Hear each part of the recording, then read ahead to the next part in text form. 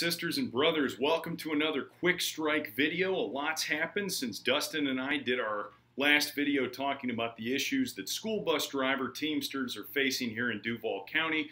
My name's Dave Schneider. I'm a UPS Teamster, an elected shop steward, and a part of 512 Teamsters United. It's a reform caucus fighting for member control of our union, among other things. I've got a bunch of updates I want to share with you all today. As it pertains to this situation affecting our school bus drivers in Duval County who are still scheduled to start back at school August 20th. So earlier today, August 12th, for those of you who are watching later, I, along with 3 other UPS Teamsters, people who feel very similarly how I do, we attempted to go gather petitions for Teamsters United, the slate that is running for our union's international elections in 2021. Sean O'Brien, Fred Zuckerman are the top 2 on that ticket. They're running for a lot of the same principles that we stand for locally here. You know, I mean, putting members back in charge, fighting employers to get good contracts, so on and so forth. And we, of course, supported them in 2016. Our local union voted overwhelmingly to support Teamsters United back then. We actually campaigned at a lot of the school bus yards back then, too, and had a great response. So part of the process of getting these candidates on the ballot is collecting these petitions. Basically, it has a list of all of the candidates, and every candidate that's going to appear on the international union ballot has to have a certain number of these petitions filled out. The deadline is coming up. We wanted to go out to the school bus yards and campaign there and see if we could get some of our sisters and brothers to sign and help out the Teamsters United slate. Just to say, we have every right to go out to the school bus yards and talk to our sisters and brothers in our local union, along with any other Teamsters at any other Teamster work site in the country. See, Teamster international elections are governed by an Office of Election Supervisors. And part of this, part of the international election process is that people campaigning for one slate or another for international union office have access to the parking lots at any Teamster worksite to be able to talk to Teamster members about those issues and those candidates. Now, this Office of the Election Supervisor governing Teamster elections, they have a letter on their website talking about parking lot access. This is a letter to employers, okay? This is going to be very important. And then on the back here is a grouping of the different rules. All it goes to say, we had every right to be there. Now, back in 2016, interestingly enough, the only place that we encountered any trouble campaigning for Teamsters United and Fred Zuckerman was at the Student Transportation of America hub in Jacksonville off of Lee Road. When we went out there, me and another Teamster brother back in 2016, management came out, and despite furnishing them with this letter and telling them that we had the right to be there, they actually called our local union. Our officials wrongly told the management there that we had no right to be there, and they promptly called the Jacksonville Sheriff's Office, and an officer came and removed us from the property. We filed an elections complaint against STA management because they were in the wrong, and within 3 days we were back on property, and STA management knew to leave us alone. They actually had to follow the law because the election supervisor enforced it. All it goes to say, we had every right to be there today. Well, to avoid the hassle that we had in 2016, I went ahead and took a copy of this letter and went up to the office and talked to a supervisor at the STA yard, Jason Haywood. I introduced myself, gave him a copy of the letter, let him know what we were doing, not asking permission because we have every right to be there, but also wanting to avoid any kind of confusion, just letting him know that we were going to be there.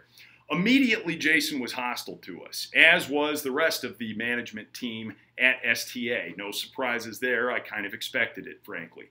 But Jason then asked me for my card, which I gave him, and he got on the phone with his manager, who I think is the site manager over here. In fact, I think this is the same manager who kicked us off back in 2016, a woman named Deb Murphy. He got on the phone with Deb Murphy right in front of me and said, hey, Dave Schneider, a number of people, they're here from the union. They say they have a right to be here. What do you want me to do? And Deb said to him, and I quote, they are not allowed on the property, absolutely not.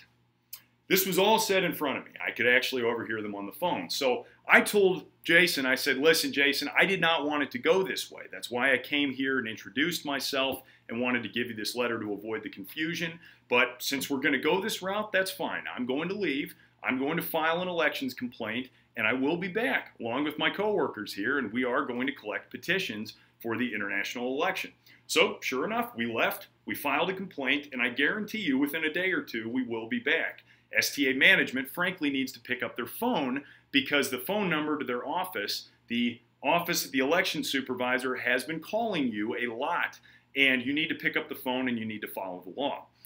But I didn't realize what was actually happening until about 2 hours later when I got a phone call from another Teamster brother, this one from UPS, a fellow UPS driver, who called me and told me, hey, Dave, I saw you on the news last night. I didn't know bus drivers were part of our local union.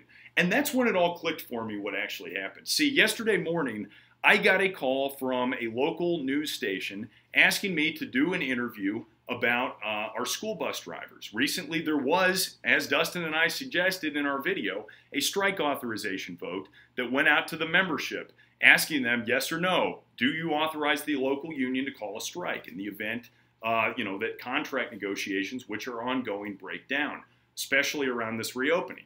That vote is currently taking place, and the news called me. Now, I made very clear to the news that I am not an officer of Local 512, nor am I a bus driver, nor did I bargain their contract, but I would be willing to give them my thoughts, given that we UPS Teamsters took a strike authorization vote. I did an interview very much like this video I'm doing now over Zoom, where I basically laid out what a strike authorization vote is, why I think bus drivers have a tremendous amount of leverage, and pledging UPS Teamsters and our entire local union, and hopefully all of the community too, to support our school bus drivers in their fight for a safe reopening and for an excellent contract at both Durham School Services and Student Transportation of America.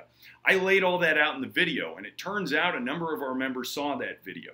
A number of our members were actually quite excited. In fact, like I said, UPS Teamster driver calling me to say, hey, that's really messed up what they're doing to our sisters and brothers in this union.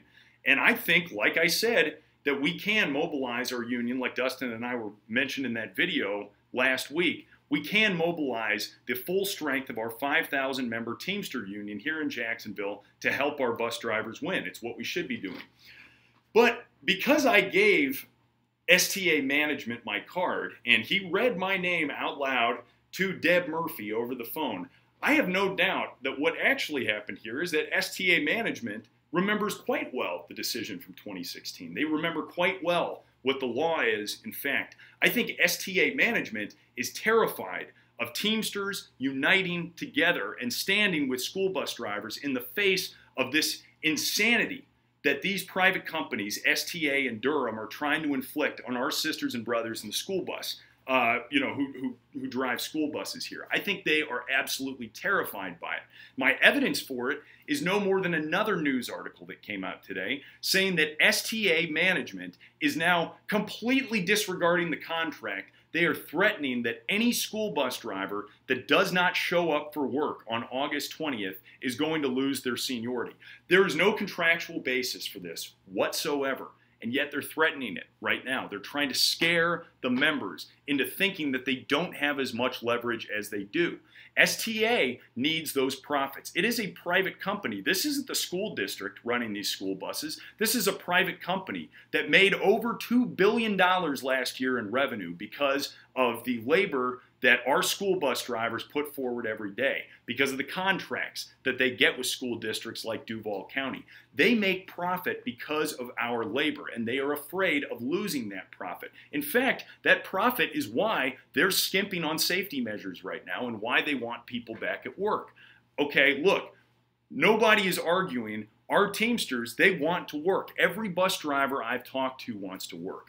But we need a safe reopening. We need one that puts lives of both our members and the kids that they're going to pick up, to take to school. The 27,000 Duval students that have already requested bus travel. We need to make sure that their lives are put ahead of any private company's profits. And STA is scared of that. They're scared, and I think they saw that interview. They watch these news stations like hawks. They read everything that's being said right now, and this is a psychological game that they're trying to play with the members to intimidate them. Now, we were not going out to talk about the strike vote. I want to make that very clear. We were going out to talk about Sean O'Brien, Fred Zuckerman, and the Teamsters United International slate. But they knew my name. They got my card. They talked to Deb Murphy, who I remember was one of the managers in 2016, who came out and kicked us off property. And they didn't want us, UPS Teamsters, anywhere near bus drivers talking about the issues.